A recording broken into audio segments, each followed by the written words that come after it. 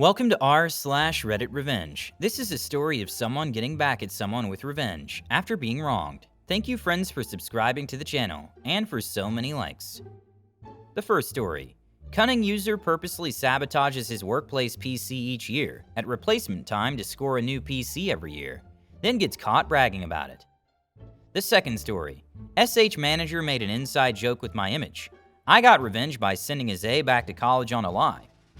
The third story. I tried to discreetly help a competitor with her digital marketing and she blew me off. So now everyone will see how her ineptitude led to a training seminar. Today's first story is fool me once, twice, then suck D for 4 years. I work in IT, and when I was still in desktop support, I had one of our staff I'll call Mr. Cunning, or Mr. C, pull some SH to get a new PC. My first year in the role, and when we came through Mr. C's area doing our annual replacement of our oldest gear, 3-year replacement cycle, the next day his PC failed spectacularly. Windows wouldn't boot with some weird error. It was only a year old, but in such a situation, it's easier and faster to simply replace it with something we had ready to go. And being refresh time, new PCs are about all we have in stock. I later test and reinstall the perfectly fine PC and redeploy it elsewhere where it ran out the rest of its life just fine. This failure stuck in my mind because the error was so unusual. Jump forward a year to the next renewal. The exact same thing happened. A day or two after we were on his floor and his PC goes belly up again. Alarm bells start going off in my head as his PC had been faultless all year long. Still difficult to prove anything and not a good look to accuse end users of sabotage, so I swipe it out with a new box again. 2 days later, I'm under a desk cabling for a different PC swap, different team only a few desks away. I hear Mr. C bragging to a workmate about how he's wrangled a new PC for the past 2 years. Suspicions confirmed, I slip away without being noticed. Now comes the build-up for revenge. Not so much planned at this stage, but it developed naturally. Pro comes later. At the end of the refresh program, I've impressed enough that I'm asked to take over the project the next year. I gladly take it on. Then in the planning phase, I start pushing for changes I'd been wanting to make. Convince the bosses for some extra budget so we can double the RAM. 4 GB to 8 GB. And more importantly, move to solid-state drives for improved speed and reliability. 95% of our hardware failures are hard drives. Finally, and the most difficult, was to convince the boss we should move to a 4-year replacement cycle. But since we're moving to solid-state drives, I got my way. Roll on the next year's renewal. All the shiny new gear arrives, and during the setup, we find out just how much faster they are over the older gear.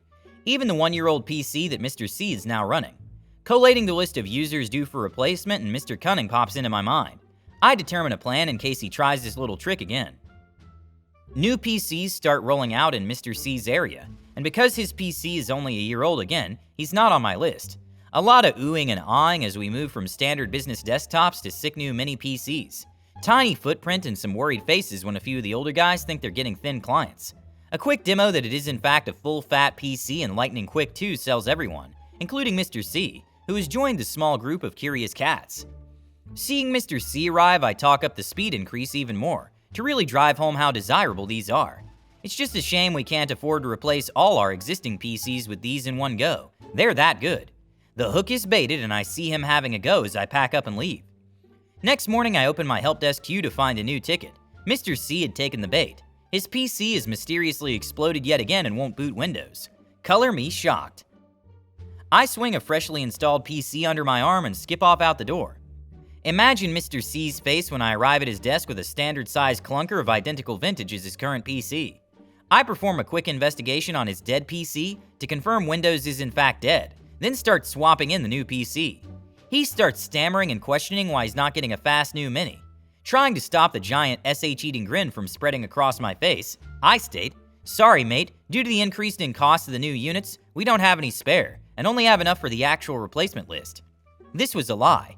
I continued. In fact, we're a bit short on spares at the moment due to a flurry of recent new hires. This is the fastest PC I have on hand, but it's the exact same spec as your current PC, so you're not going backwards. We had in fact hired several new staff on his floor and others in the past few weeks, which helped my story.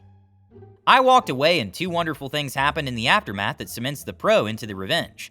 Instead of simply reinstalling the old PC, I was determined to discover how he destroyed his Windows, which shouldn't really be possible. It turns out he had a piece of SH legacy application that needed admin permissions just to run. He would call up one of the older guys in the IT team that he's known for years a day or two later, who would give him admin permissions to run that application rather than trying to fix it properly. With it, he could change or damage parts of Windows a normal user couldn't. I found a way to fix the application so it no longer needed admin rights, and advised the entire team so they wouldn't give him admin permissions again. He tried. The second thing is one you may remember from earlier. I had convinced the boss to move to a 4-year replacement cycle. What I didn't mention was that it would take effect immediately to all our existing units too, to help offset the extra costs of the go-fast components in the new PCs.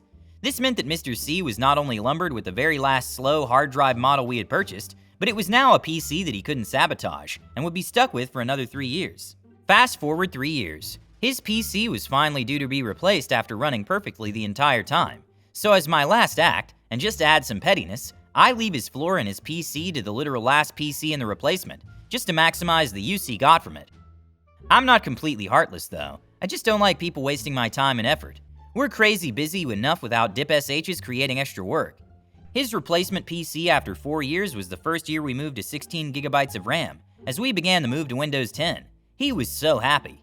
Fun fact, our failures for the old PCs running an extra year was surprisingly low, and well worth the gamble. We averaged only 2 hard drive failures per year for units outside the 3-year warranty period, approximately 150 PCs per year. The second story is, inside joke the nice fat guy, I put you in debt. Thing to know, background. In my younger years I was fat. To put it to a well-known comedian's GI scale of the 6 layers of fatness, I was somewhat between healthy and husky.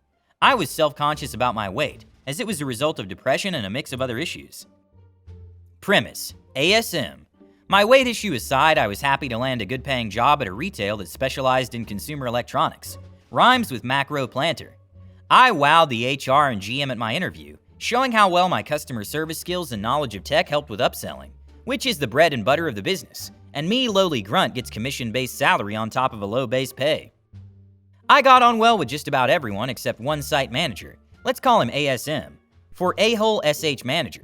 It didn't matter how many times I tried to build rapport with him. It didn't matter how cheerful I was to him, and it didn't matter how kind I was to him. I would always get a nonchalant, unamused, or condescending whiff from him. I didn't think much of it until the fateful day. The slight, my photo on the sort bin.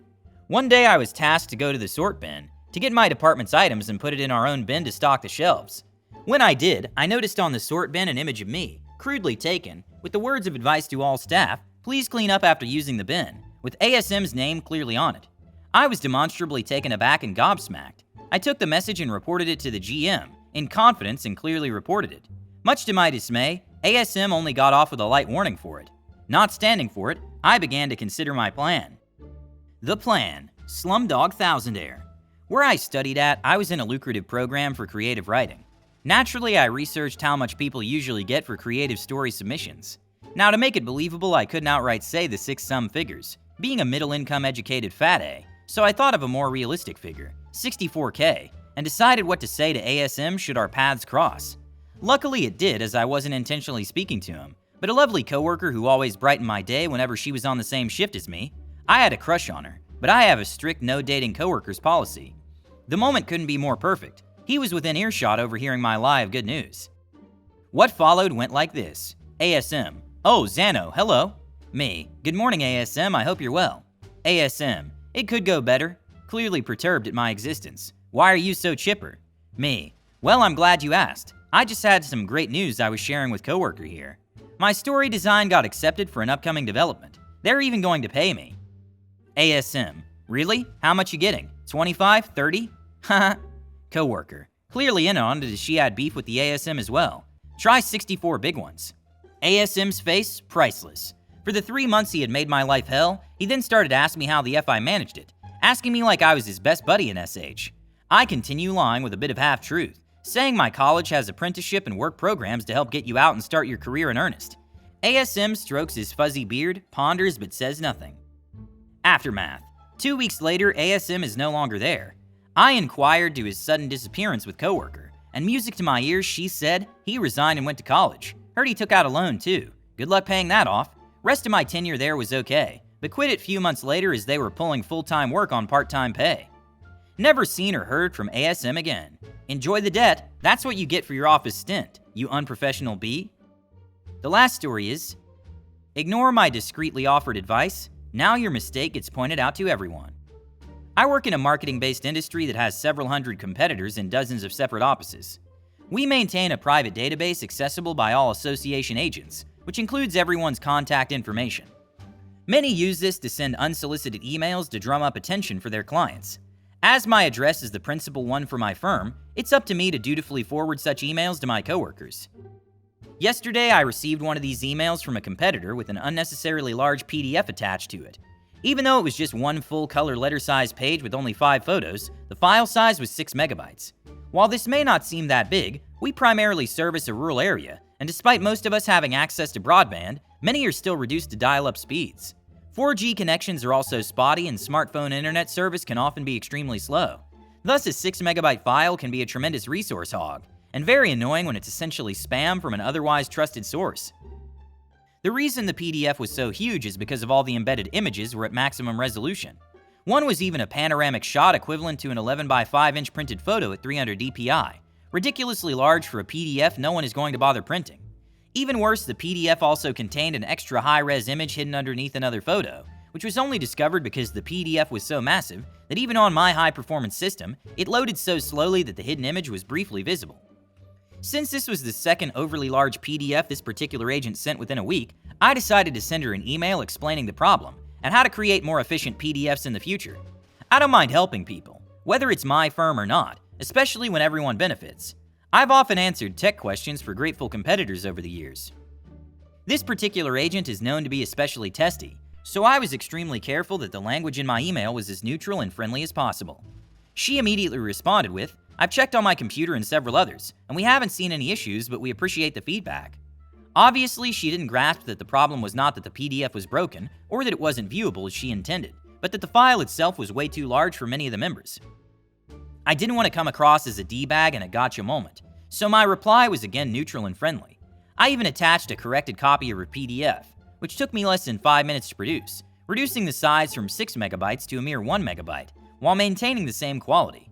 That extra hidden photo was also included in the body of my email, so she could see exactly what was meant by an unnecessary picture in the original PDF. Her response? "It came out fine for other offices. Maybe it's on your side. No need to help, but thanks for the feedback."